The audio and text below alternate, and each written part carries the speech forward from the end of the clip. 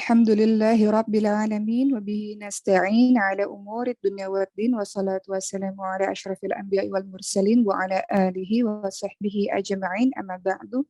Rabbi shrah li sadri wa yassir li amri wahlul 'uqdatam min lisani yafqahu qawli. Yang Umar hormati seluruh ustadzat, asatidz, musyrif, musyrifah, santri-santri Masjidil Hufaz dimanapun berada, dan seluruh para santri dari lembaga-lembaga lain maupun teman-teman umum yang bergabung di rumah maupun yang sedang berada di kantor. Hari ini alhamdulillah kita bertemu lagi di hari Jumat yang penuh berkah yang kita akan membahas tema mengenai agar hidupmu tak salah arah. Baik, teman-teman semua, kalau kita perhatikan, kenapa ada orang yang memanfaatkan 24 jamnya dengan begitu produktif? Kenapa ada orang yang memanfaatkan 24 jam dengan begitu baik? Dia tahu misalnya dia bangun dari jam 3 atau jam 4 pagi, dia mulai hari dengan beribadah kepada Allah Subhanahu wa taala. Kemudian di waktu malamnya dia mengisi dengan begitu baik, siang hari begitu produktif.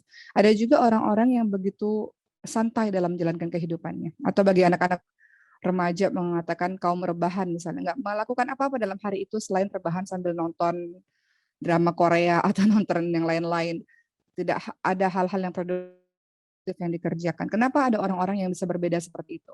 Kenapa ada orang-orang yang berkejaran, fafirru ilallah, dia berlari menuju kepada Allah, fastabiqul khairat, dia berlomba-lomba kepada Allah Subhanahu wa taala dengan menghafalkan Al-Qur'an misalnya, dengan mempelajari agamanya, dengan menonton kajian atau mendengarkan kajian, mendatangi kajian-kajian. Ada orang yang cuek sama sekali padahal dia seorang muslim, tidak mau menambah ilmu agamanya. Kenapa? Ini kembali kepada paham tidak dia tujuan ketika dia diciptakan oleh Allah Subhanahu wa taala. Ada orang-orang yang mengatakan time is money, waktu ada uang. Jadi per detiknya itu yang dipikirkan adalah uang, uang, uang, uang. Bagaimana caranya agar waktu nggak kebuang sia-sia hanya untuk mendapatkan uang. Ada juga orang yang beranggapan bahwa waktu yang diberikan oleh Allah Subhanahu wa taala ini adalah bentuk ibadah kepada Allah Subhanahu wa taala. Dan itulah yang dilakukan oleh seorang muslim, bahwa setiap kehidupannya berisi ibadah, ibadah, ibadah, ibadah. Dia belajar karena dia beribadah kepada Allah, dia bekerja karena dia beribadah kepada Allah Subhanahu wa taala, penghasilan untuk menjadikan dirinya tidak meminta-minta dan untuk bisa bantu orang lain, bantu keluarganya misalnya. Kemudian dia melakukan amal-amal lainnya sebagai bentuk ibadah kepada Allah Subhanahu wa taala. Hati-hati dengan waktu, dan sekali membicarakan mengenai waktu,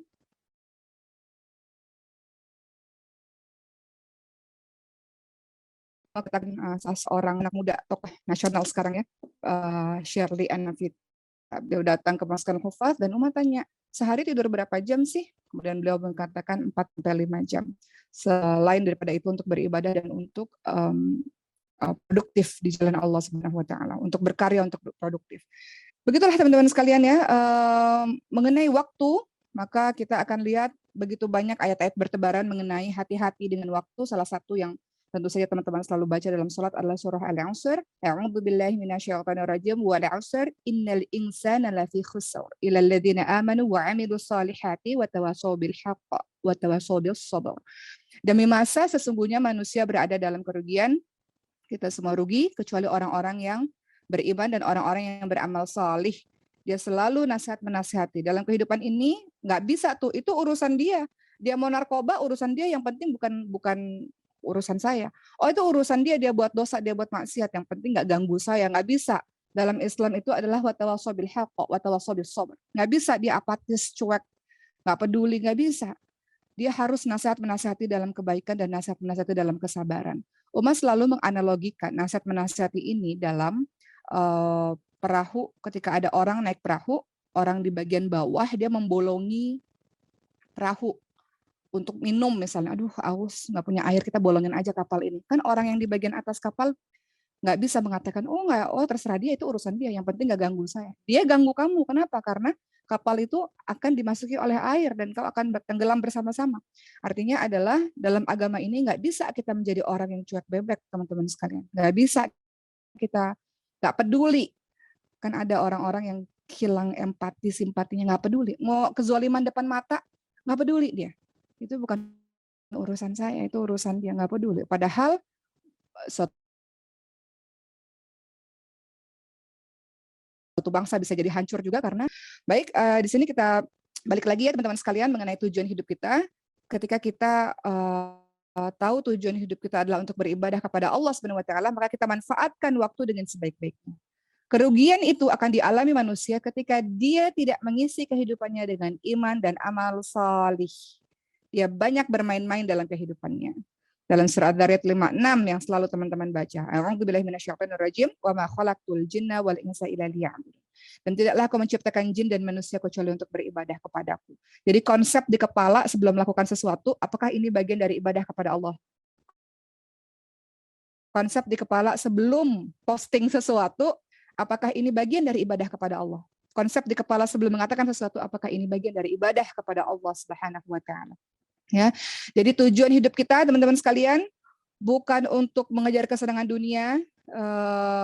Banyak orang-orang di luar sana yang yang mengejar harta secara berlebih-lebihan, mengejar jabatan dengan menghalalkan berbagai macam cara, mengejar popularitas.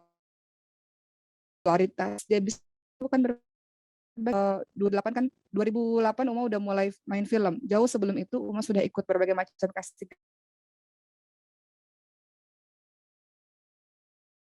dalam waktu cepat. Sukses dalam waktu cepat itu gampang dengan cara yang tidak baik. Sogok menyogok dengan cara curang itu juga berlaku pada Uma pada saat itu ya, ditawari hal-hal seperti itu. Tapi kita tahu teman-teman sekalian, kita bukan semata-mata ngejar uang, ngejar kekayaan, ngejar jabatan, mengejar popularitas dengan menghalalkan berbagai macam cara, tidak. Tapi yang kita lakukan adalah hidup itu bukan tujuannya itu, bukan goals akhirnya itu, tapi hidup ini adalah tujuannya adalah untuk beribadah kepada Allah Subhanahu wa taala. Dan ingat, dalam kehidupan kita menjalankan berbagai macam ibadah bukannya mudah, teman-teman sekalian. Teman-teman hafal Quran, ini para penghafal Quran di Maskan Hufat, kan tidak mudah. Ada banyak ujian-ujian yang Allah berikan kepada teman-teman semua. Teman-teman mau jadi orang baik, gak mudah. Jadi orang baik itu butuh perjuangan. Jadi orang solid, jadi orang istiqomah itu butuh perjuangan. Dan kau harus mempertahankan itu. Kau harus kuat tenaga untuk bisa menjalankan itu.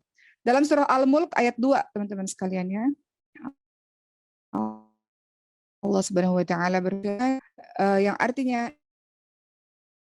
yang menciptakan kematian dan kehidupan untuk menguji kalian.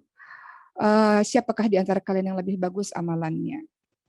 Liyabluwakum ayyukum ahsanu amala. Allah senantiasa menguji dalam kehidupan kita supaya Allah lihat siapakah yang lebih baik amalannya. Teman-teman, kalau nggak dikasih ujian, bagaimana Allah bisa tahu kita ini terbaik atau tidak, kita ini lulus atau tidak? Makanya kan dalam kita menjalankan ibadah kepada Allah, pasti Allah berikan ujian demi ujian, liyabluwakum ayyukum ahsanu amala, supaya Allah bisa lihat siapa di antara kita yang paling baik amalannya. Baik teman-teman semua, berikutnya adalah teman-teman lihat dalam surah Al-Kahfi ayat 110 ya. Tujuan kita beribadah kepada Allah Subhanahu wa taala, tujuan kita hidup beribadah kepada Allah Subhanahu wa taala, dan tujuan akhirnya adalah mati husnul khotimah dan masuk surga dan bertemu Allah. Itu tujuan seorang hamba Allah Subhanahu wa taala. Teman-teman lihat dalam surah Al-Kahfi ayat ke-110. Allah Subhanahu wa taala berfirman yang artinya, maka barang siapa yang mengharapkan perjumpaan dengan Rabb-Nya, hendaklah dia melakukan amal salih dan tidak mempersekutukan dalam ibadah kepada Rabb-Nya dengan sesuatu apapun. Jadi konsep tujuan hidup adalah beribadah kepada Allah, mati husnul khatimah, masuk surga, bertemu kepada Allah Subhanahu wa taala, itu harus ada di diri setiap muslim. Tujuan pertama beribadah kepada Allah Subhanahu wa taala, teman-teman buat target-target ibadah yang jelas. Setiap hari kita ini berhijrah. Dari yang kemarin, hari ini harus lebih baik, hari besok harus lebih baik, dan seterusnya. Berhijrah itu tiada henti, sahabat-sahabat sekalian. Berhijrah dan istiqamah itu tiada henti. Beribadah kepada Allah Subhanahu wa taala, buat target dari sekarang. Kita ingin belajar apa? Setelah selesai satu pelajaran mau belajar apa lagi? Belajar ilmu dunia dan akhirat. Quran sampai sekarang belum bisa. Bagaimana mungkin engkau seorang muslim dan tinggal di negara mayoritas muslim, tapi 60% orang-orang Indonesia ini buta Al-Quran. Belajar dari sekarang supaya bisa baca Al-Quran dengan baik dan benar. Paksakan diri, tepuk diri, paksakan diri untuk engkau bisa istiqamah di jalan kebaikan ini. Kemudian mati husnul khatimah itu hanya bisa terjadi ketika engkau membiasakan diri dalam hari per hari penuh dengan kebermanfaatan. Bisa mati husnul khatimah itu nggak ujuk-ujuk, nggak tiba-tiba, sahabat-sahabat sekalian. Allah matikan kita sesuai dengan kebiasaan kita. Jadi kalau teman-teman biasanya baca Quran, mungkin Allah matikan ketika teman-teman lagi baca Quran. Teman-teman suka tahajud, mungkin Allah matikan teman-teman ketika sedang tahajud. Ada banyak kan video, ada orang baca Quran tiap hari, seorang kakek tua baca Quran, ada CCTV-nya. Kemudian beliau meninggal pada saat lagi baca Quran. Seperti itu. Mati husnul khatimah itu hanya bisa diberikan oleh Allah Subhanahu wa taala, salah satunya ketika engkau berupaya setiap hari untuk melakukan amal-amal saleh, melakukan amal-amal baik, teman-teman sekalian. Kemudian yang ketiga adalah masuk surga. Itu kemenangan terbesar bagi kita. Jadi orang sukses itu bukan artis-artis yang teman-teman lihat pada saat ini, yang kehidupan di Instagramnya begitu indah. Dia belum sukses sampai kita tahu matinya husnul khatimah atau su'ul khatimah. Orang sukses itu adalah orang yang matinya husnul khatimah, yang matinya baik. Dan kemudian Allah takdirkan dia masuk surga dan bertemu Allah. Itu yang disebut sebagai orang sukses. Itulah tujuan hidup kita. Jadi kalau kita sudah mengerti tujuan hidup kita, kita pasti akan berpikir 1000 kali sebelum melakukan sesuatu yang sekiranya itu menjadi main-main dan buang-buang waktu untuk kita. Kita ngobrol sama orang, ngalor ngidul, membicarakan orang lain. Buang-buang waktu, nggak ada waktu untuk itu. Kita berkejaran menemu ajal kita, teman-teman sekalian. Kita berlari menuju kematian kita, nggak ada waktu untuk hal-hal yang menambah-nambah dosa seperti itu. Ngobrol ngalor ngidul, nongkrong kesana kemari, nggak jelas. Nggak bisa, kita berkejaran dengan waktu untuk bertemu dengan kematian kita. Ya. Dalam suratul Kahf, apa kata Allah Subhanahu wa taala? Allah Subhanahu wa taala berfirman, maka barang siapa yang mengharapkan perjumpaan dengan Rabb-nya, hendaklah dia melakukan amal solih dan tidak mempersekutukan dalam ibadah kepada Rabb-nya dengan sesuatu apapun. Hidup beribadah kepada Allah Subhanahu wa taala adalah tunduk patuh kepada perintah dan larangan Allah Subhanahu wa taala. Setiap kali dia tahu Allah memerintahkan sesuatu, dia berdoa kepada Allah agar Allah bantu dia dalam menyelesaikan ibadah tersebut. Setiap kali dia tergoda untuk melakukan maksiat, dia minta kepada Allah dengan air matanya agar dia mampu untuk meninggalkan perbuatan maksiat itu. Begitulah teman-teman semua. Teman-teman lihat, ya, kita tahu bahwa Allah Subhanahu wa taala menciptakan kita bukan hanya untuk makan, minum, tidur, mencari sesuap nasi untuk keberlangsungan hidup, tidak. Hanya itu saja, tapi tujuannya adalah lebih besar. Tujuan dibalik semua itu adalah beribadah kepada Allah Subhanahu wa taala. Apa kata Allah dalam surah Al-Mu'minun ayat 115? Maka apakah kamu mengira bahwa sesungguhnya kami menciptakan kamu secara main-main saja? Innama khalaqnakum 'abatsan wa annakum ilaina la turja'un. Ya, dan bahwa kamu tidak akan dikembalikan kepada kami. Jadi Allah mengingatkan bahwa Allah nggak membuat kita main-main saja. Dan Allah akan membuat kita kembali kepada Allah Subhanahu wa taala untuk mempertanggungjawabkan apa-apa saja yang kau lakukan selama ini. Matamu kau gunakan untuk apa? Telingamu kau gunakan untuk apa? Lisanmu dan sebagainya. Anak Ummah, Maryam Khadijah Ibrahim selalu bertanya, "Ummah, ini kan kita di kamar, nanti lampu bisa bicara ya sama Allah, kita ngapain aja? Nanti kasur ini, ranjang ini bisa ngomong ya sama Allah, kita ngapain aja?" Betul. Tidak hanya semua yang bersaksi di anggota badan kita ketika mulut dikunci di hari akhir nanti, tapi semua barang-barang yang ada di sekitar kita, rumput yang bergoyang, itu semuanya akan bercerita kepada Allah Subhanahu wa taala apa yang sudah kita lakukan. Mengadu kepada Allah Subhanahu wa taala. Begitulah teman-teman sekalian, untuk membuat kita mawas diri, kita berhati-hati bahwa gerak-gerik kita dilihat oleh Allah dan kita akan kembali kepada Allah, dan tugas kita adalah mempertanggungjawabkan apapun yang kita lakukan. Baik, maka setelah kita paham beribadah kepada Allah artinya kita tunduk, patuh, mengenal, mencintai Allah Subhanahu wa taala, melakukan apapun yang diridhai oleh Allah dan menjauhi apa-apa yang tidak diridhai oleh Allah Subhanahu wa taala.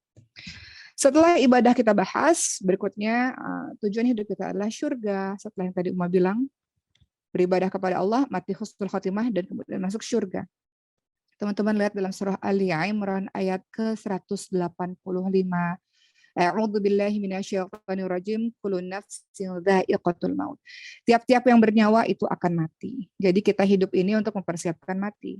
Nanti sekali waktu kita akan bahas materi khusus tentang mati, teman-teman sekalian. Karena kalau kita ingat mati, maka pertama kita akan sungguh-sungguh menjalankan kehidupan ini. Kedua akan ada rasa tawadhu dalam diri kita, rendah hati dalam diri kita. Orang kalau sudah jadi mayat, apa yang mau disombongkan? Nggak bisa apa-apa dia. Jadi kalau orang ingat mati, biasanya dia punya karakter yang bersungguh-sungguh menjalankan kehidupan ini tanpa main-main, berlari menuju kepada Allah, banyak bertaubat, banyak menangis kepada Allah. Dan yang kemudian kedua adalah dia akan menjadi pribadi yang tawadhu, pribadi yang rendah hati. Apa yang mau disombongkan kalau engkau semua pun akan masuk ke dalam kubur.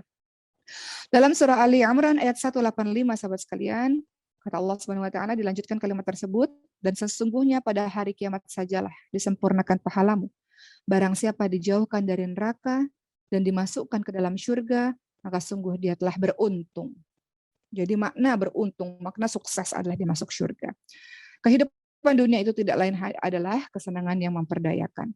Dari surah Ali Imran ayat ke-185 ada 4 poin di situ yang bisa kita lihat teman-teman sekalian.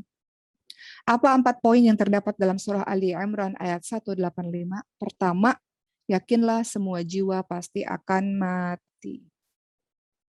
Makanya ketika salah seorang anggota keluarga kita meninggal dunia, di COVID ini kan banyak teman-teman lihat orang meninggal dunia. Atau mungkin saudara, teman-teman, ayah, ayahnya Uma meninggal dunia. Atau banyaklah yang meninggal dunia di antara anggota keluarga kita. Salah satu amalan yang kita lakukan adalah dengan ziarah kubur. Dengan ziarah kubur kita tahu bahwa kita akan mati juga. Kita akan masuk juga ke dalam kubur itu, teman-teman sekalian. Jadi kalau orang ingat mati, dia tidak akan panjang angan-angan, tidak akan banyak main-main. Dia pasti akan mempersiapkan bekal kematiannya. Ya, kita lihat bahwa semua nabi meninggal dunia, kecuali Nabi Isa alaihissalam ya. Beliau diangkat langsung oleh Allah Subhanahu wa taala dan ditugaskan membunuh Dajjal satu hari nanti. Setelah membunuh Dajjal baru Nabi Isa alaihissalam meninggal dunia. Semua meninggal dunia. Nabi Muhammad sallallahu alaihi wasallam juga meninggal dunia. Bahkan pada saat Nabi Muhammad sallallahu alaihi wasallam meninggal dunia, semuanya shock, semuanya terkejut. Bahkan Umar bin Khattab mengatakan, barang siapa yang mengatakan Nabi Muhammad itu mati, maka akan aku penggal lehernya. Saking kematian itu sesuatu yang mengagetkan kita. Tapi kita harus tahu itu bisa saja terjadi, bahkan tiba-tiba kepada kita. Papanya Umar meninggal mendadak tiba-tiba. Pada saat tidur, meninggal dunia. Meninggal dunia mendadak itu ada dua, teman-teman sekalian. Pertama, bisa jadi sebuah kebaikan ketika dia menjadi orang yang solid dan orang yang beriman. Tapi bisa menjadi kecelakaan bagi orang yang punya banyak dosa. Kenapa? Karena dia nggak dikasih waktu untuk bertaubat kepada Allah Subhanahu wa taala. Tapi kalau orang meninggal karena sakit salah satunya, kita bisa bersyukur. Kalau teman-teman di sini ada yang sakit atau ada anggota keluarga yang sakit, kita bisa memotivasi dengan berkata bersyukur karena Allah kasih kesempatan untuk bertaubat kepada Allah. Allah kasih kesempatan untuk digugurkan dosa-dosanya pada saat sakit untuk kembali kepada Allah Subhanahu wa taala. Begitu sahabat-sahabat sekalian. Ya, jadi di sini kita bisa lihat bahwa dalam ayat surah Ali Imran ayat 185 ada 4 kandungan. Yang pertama tadi kita harus tahu bahwa kita semua pasti akan mati. Umar selalu memberikan analogi ini supaya teman-teman berlari menuju kepada Allah dengan begitu kuat dan meninggalkan perkara-perkara yang tidak ada gunanya. Kalau saja dokter bisa mengatakan, wahai fulan, wahai fulana, wahai mbak, atau mas, pak, bu, penyakitnya sudah sangat parah, rasa-rasanya. Kalau dokter bisa mengatakan begini, rasa-rasanya mungkin hanya bisa bertahan besok sampai besok sore, misalnya. Bisa mengatakan begitu. Ketika kita tahu umur kita sampai besok sore, apa yang akan teman-teman lakukan? Kalau teman-teman marah sama orang, pasti teman-teman udah lupakan marah itu. Teman-teman ada dosa sama orang, ada salah sama orang, pasti teman-teman akan datangi orang itu. Dan kemudian teman-teman minta maaf pada orang itu. Betul nggak? Teman-teman lagi konflik sama orang, teman-teman akan tidak lagi memikirkan konflik itu. Teman-teman akan banyak minta maaf pada orang, bertaubat kepada Allah Subhanahu wa taala, menghentikan maksiat, ya kan? Itu kalau kematian itu dikasih tahu waktunya kapan. Hanya saja maksiat itu dirahasiakan. Ada satu cerita nyata, seorang teman pernah memberikan pesan kepada Uma, dia mengatakan begini, saya minta maaf kepada Oki, kenapa kok tiba-tiba minta maaf, padahal kita udah lama nggak ketemu. Beliau mengatakan selama ini saya juga turut menjadi orang yang memfitnah Oki, ya, turut menyebarkan berita-berita buruk dan turut membicarakan, dan sekarang saya sudah berhijrah, saya minta maaf, begitu katanya. Itu pun akan kita lakukan mungkin teman-teman sekalian. Kalau seandainya kita merasa berdosa sekali dengan seseorang, kita tahu besok kita mati, mungkin pun kita juga akan melakukan hal yang demikian untuk mendapatkan ridho orang yang mungkin telah kita sakiti misalnya. Jadi di sini sahabat-sahabat sekalian, kita tahu bahwa dalam surah Ali Imran ayat 185 yang menyatakan orang sukses adalah orang yang masuk surga, tujuan hidup itu akan bisa kita lakukan dengan sebaik mungkin kalau kita betul-betul ingat bahwa semua yang bernyawa pasti akan mati. Tua, muda, kematian itu dekat. Banyak orang yang merasa kematian itu jauh. Setelah di depan mata dia, anggota keluarga dia meninggal dunia, baru dia merasa kematian itu dekat. Kematian itu dekat, teman-teman sekalian. Sangat dekat. Cerita lagi, Uma bertemu dengan seorang mahasiswa, Uma pernah ceritakan ini, umurnya 69 tahun kalau nggak salah, beliau kuliah lagi S1, seorang tentara, mantan tentara. Uma bicara sama beliau, ada di YouTube Uma. Bapak, Masya Allah, kenapa kuliah lagi? Beliau mengatakan, saya hanya ingin menghabiskan waktu sisa akhir hidup saya dengan belajar, dan dengan belajar saya menemukan kebesaran Allah Subhanahu wa taala, katanya begitu. Beberapa minggu kemudian beliau meninggal dunia. Beliau mengatakan sambil menangis pada saat itu, saya hanya ingin mempersiapkan bekal kematian saya. Beberapa minggu kemudian meninggal dunia. Alangkah baiknya orang-orang yang mempersiapkan kematiannya dengan begitu baik, sahabat-sahabat sekalian. Kedua, dari ayat yang Uma bacakan tadi dalam surah Ali Imran ayat ke-185. Selain kandungan yang pertama adalah tujuan hidup akan bisa terrealisasi kalau engkau ingat mati. Yang kemudian yang kedua yang harus engkau pahami adalah tujuan hidup akan bisa terrealisasi. Tujuan hidup yang betul, yaitu hidup dengan baik, mati baik, ya. Hidup adalah ibadah, mati baik, masuk surga, ketemu sama Allah. Kedua, kalau engkau paham dunia ini bukan tempat ganjaran. Maksudnya apa? Seseorang akan diberi ganjaran secara sempurna nanti pada hari kiamat nanti. Artinya yang kita lakukan, segala sesuatu itu kita yakin akan mendapatkan balasan Allah nanti di akhirat yang lebih banyak. Ketika seseorang berbuat baik di dunia, maka akan dibalas 10-700 kali lipat. Jadi nggak akan ada yang sia-sia dalam setiap perbuatan baik, nggak ada. Aku sudah membersihkan toiletnya Mas Kanal Hufaz misalnya. Nggak diapresiasi, nggak dilihat sama sekali, tenang. Setiap perbuatan sebiji zarah sama sebuah perbuatan sebiji zarah ya akan diganjar oleh Allah Subhanahu wa taala. Ya. Berikutnya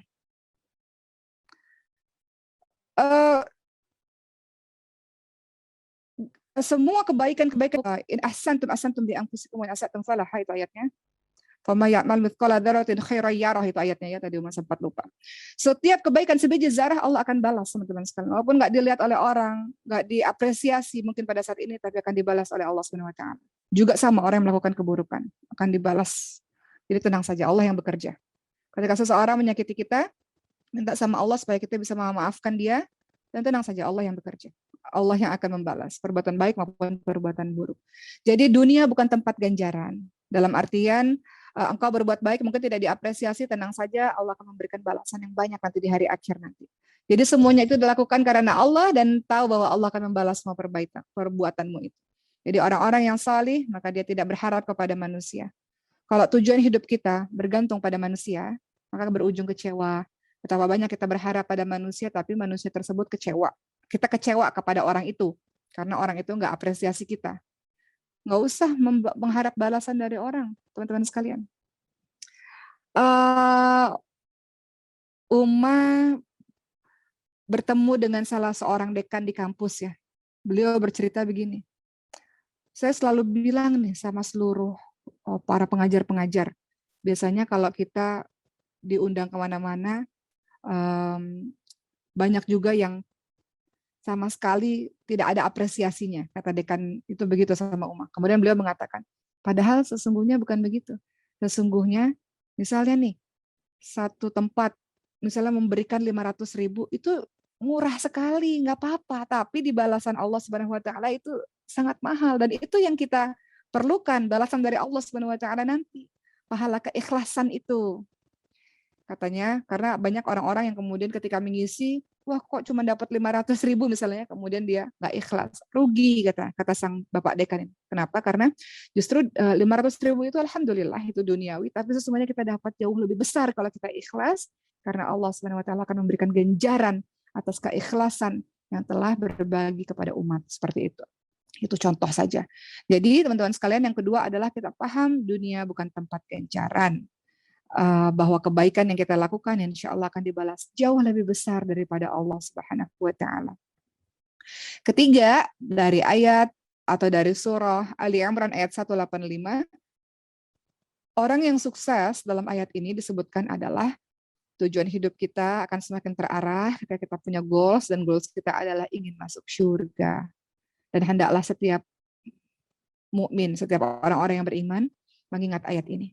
Ukuran dunia bukan ukuran sukses.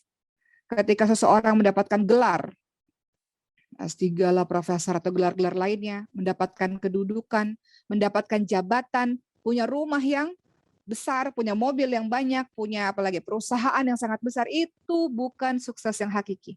bukan sukses yang sesungguhnya.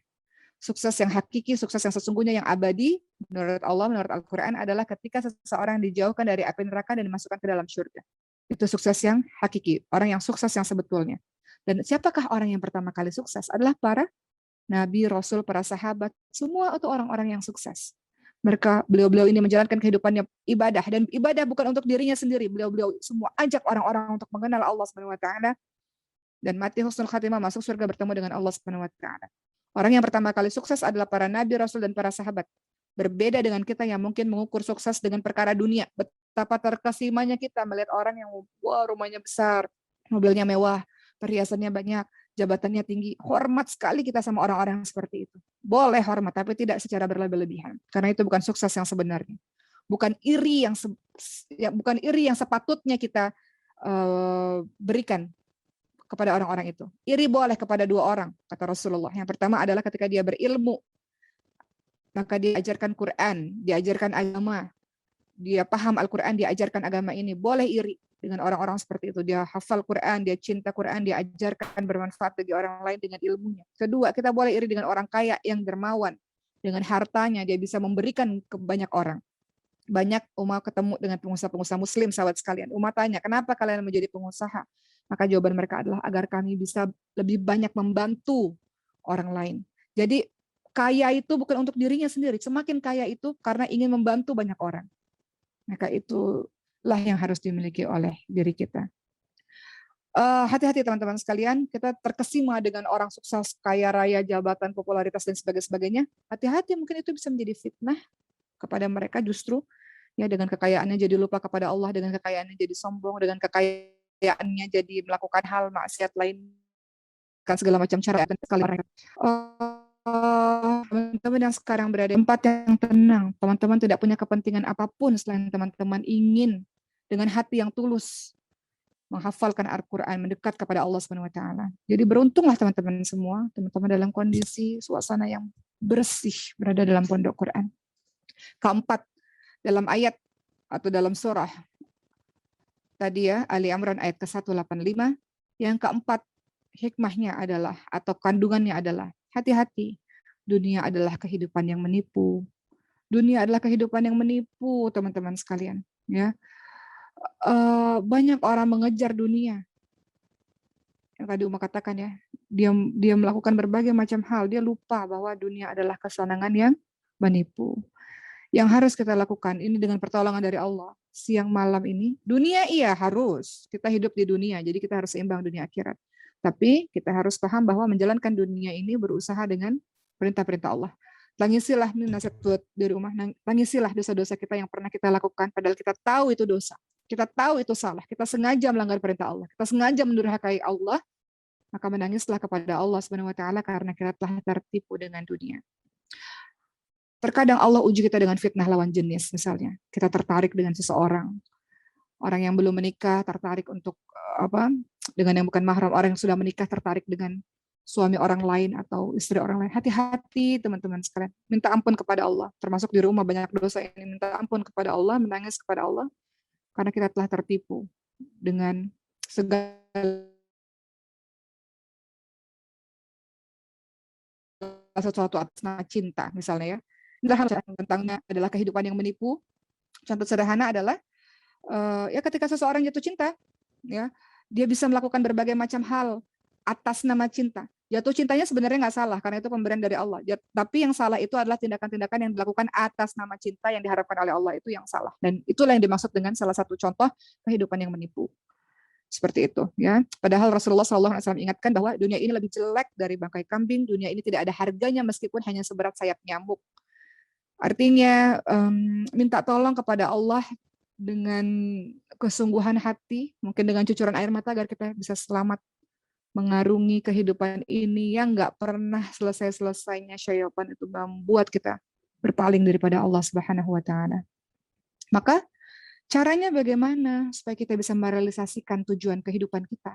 Kita ingin hidup jadi orang baik.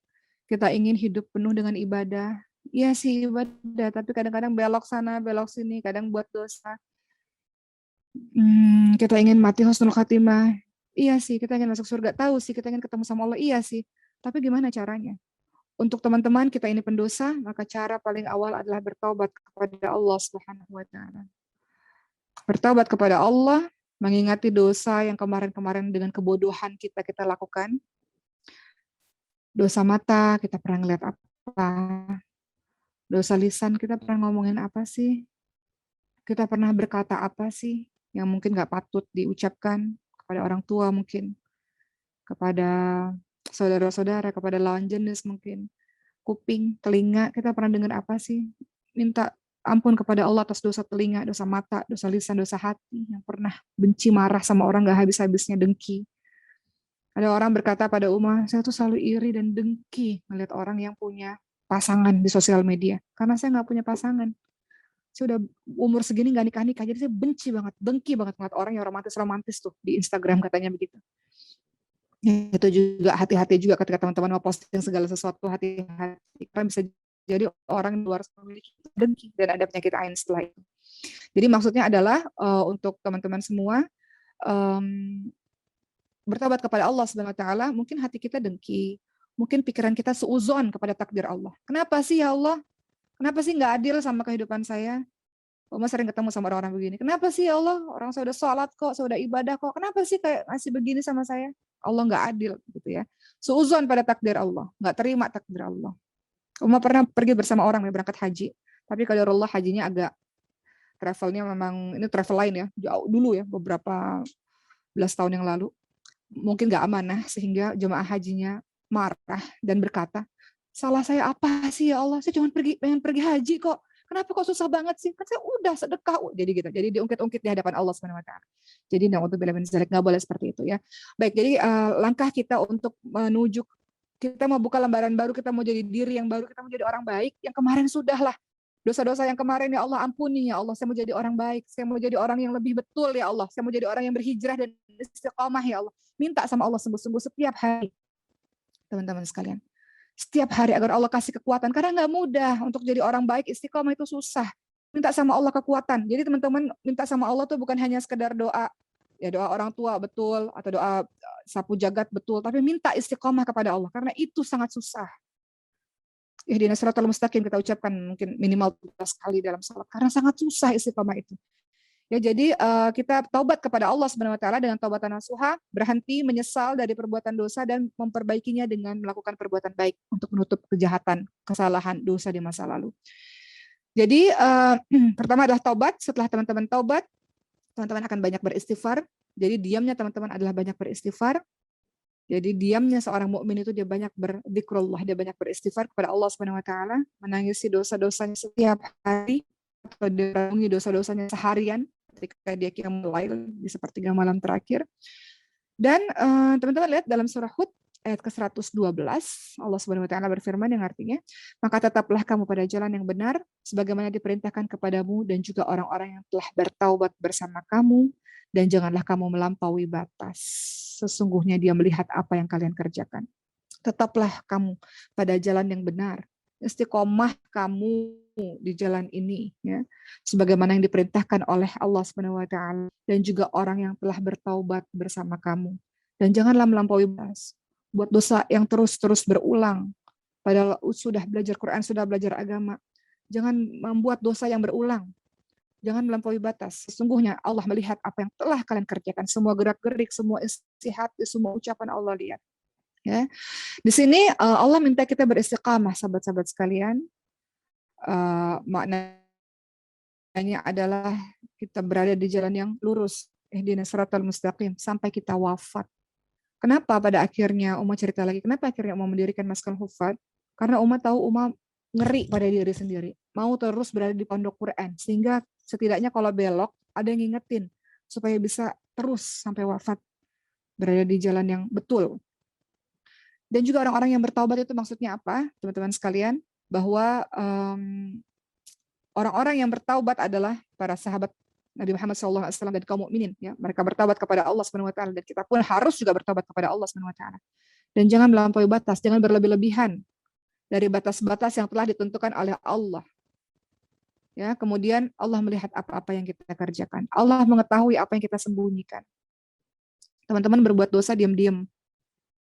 Allah Maha melihat, sahabat-sahabat sekalian. Itu kenapa di dalam surah Luqman, teman-teman lihat dalam surah Luqman ayat 13 sampai 19, di situ ada kalimat bahwa Allah Subhanahu wa taala mengawasi, tahu apapun yang kita lakukan, apapun yang kita sembunyikan. Jadi hati-hati dengan itu.